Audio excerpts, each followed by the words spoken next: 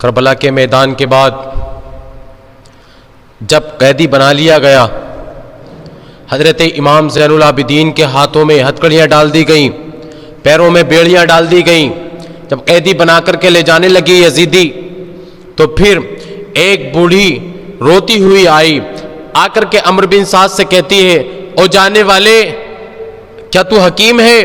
اگر تو حکیم ہے تو چل میرے بیٹے کے علاج کے لیے چل میرے بیٹے کے علاج کر دے، میرا بیٹا بڑا ہی بیمار ہے، میرا بیٹا شاید کہ آخری سانسیں گن رہا ہے، چل اگر تو حکیم ہے تو چل میرے بیٹے کو چل کر کے ٹھیک کر دے، میرے بیٹے کا علاج کر دے۔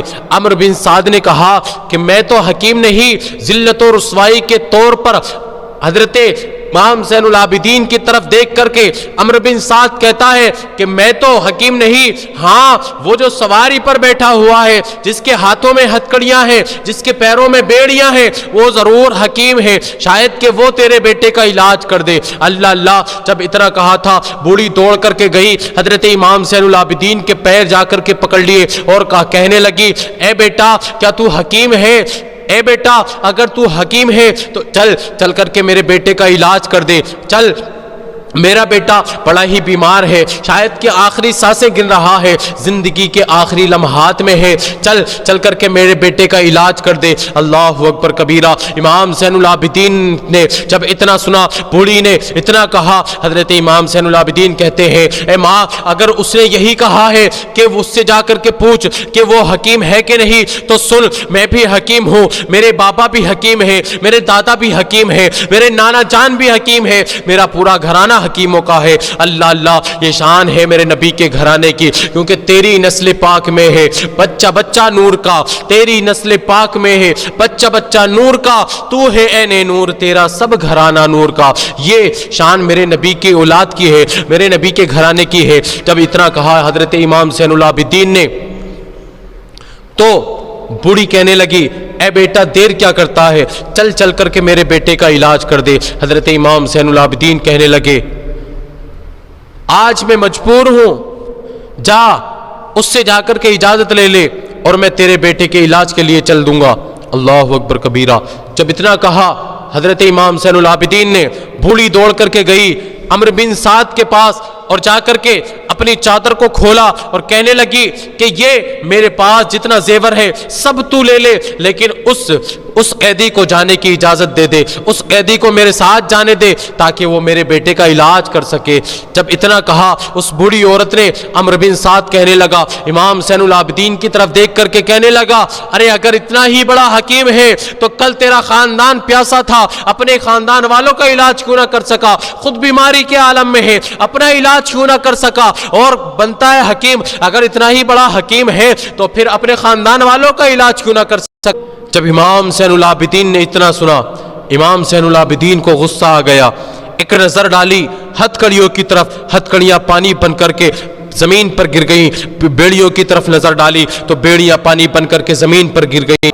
جب عمرو بن سعد نے اتنا دیکھا، حضرت امام زین العابدین کو غصہ آیا۔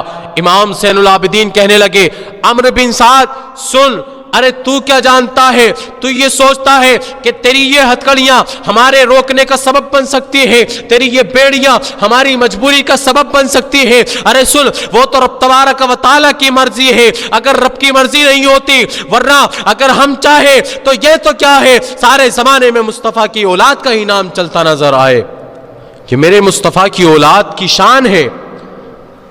حضرت امام زین العابدین کو جب عمرو بن سعد نے جانے کی اجازت دے دی، اس بوڑھی کے ساتھ حضرت امام زین العابدین گھر کی طرف آئے۔ اس گھر کے دروازے پر اس بوڑھی عورت کی ایک لڑکی کھڑی تھی، اس کی 7 بیٹیاں تھیں، 7 بیٹیوں میں سے ایک بیٹی کھڑی تھی اور دور سے ہاتھ دے کر کے کہنے لگی، ماں ذرا ٹھہر جا، اے ماں جس بھائی کے لیے تو حکیم لے کر کے آئی تھی اب وہ دنیا میں نہیں رہا، اب اس حکیم کو لانے کا کیا فائدہ، جا اس کو بھیج دے۔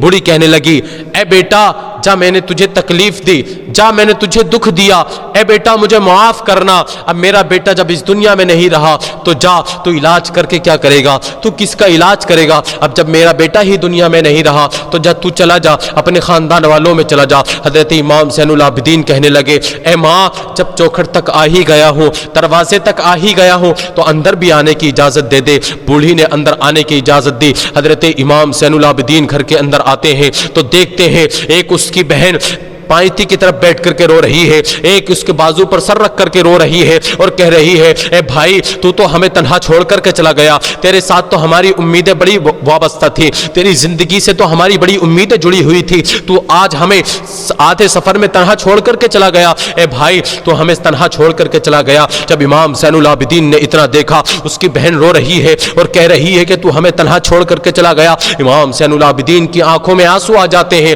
ज़ारो कतार रोने लगते हैं। अल्लाह अकबर कबीरा। बूढ़ी देखती है और कहने लगती है, ए बेटा मैंने तुझे इतनी तकलीफ न दी जिसकी वजह से तुझे रोना आ गया हो, ए बेटा जरा रोने का सबब तो बता दे, तो किस वजह से रोने लगा है मेरे घर अंदर आकर के। अल्लाह अकबर। जब इमाम ज़ैनुल आबिदीन ने इतना सुना, इरशाद फरमाने लगे, ए माँ आज जब मैंने इस बहन को अपने भाई के मैयत पर रोते हुए देखा है तो मुझे मदीने में रहने वाली सुगरा की याद आ गई है, अली अकबर की बहन सुगरा की याद आ गई है। अरे जब इस बहन को अपना भाई इतना प्यारा है तो सुगरा को अली अकबर कितना प्यारा रहा होगा, सुगरा को अपना भाई अली असगर कितना प्यारा रहा होगा, उसकी याद ने मुझे रुला दिया है। अल्लाह अल्लाह। जब इतना सुना बूढ़ी ने, हजरत इमाम ज़ैनुल आबिदीन आगे बढ़े और उस नौजवान की मैयत के करीब जाते हैं, जाकर के उसके पायती की तरफ से कपड़ा हटाते हैं, पैरों से कपड़ा हटाते हैं, हटाने के बाद में उसके अंगूठे को पकड़ते हैं और यूं पकड़ के झंझोड़ते हैं, हिलाते हैं अंगूठे को पकड़ करके और कहते हैं, ओ नौजवान अरे नादान उठता क्यों नहीं है,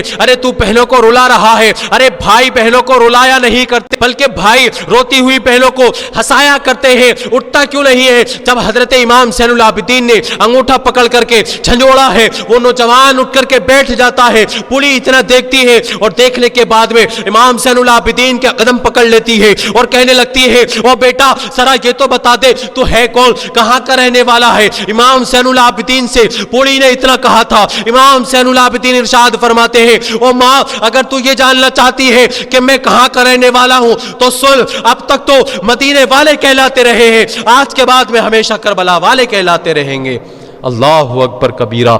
जब इतना बूढ़ी ने सुना, इमाम ज़ैनुल आबिदीन इरशाद फरमाते हैं, ओ माँ तेरा बेटा जिंदा हो गया। कहने लगी, हाँ बेटा जिंदा हो गया।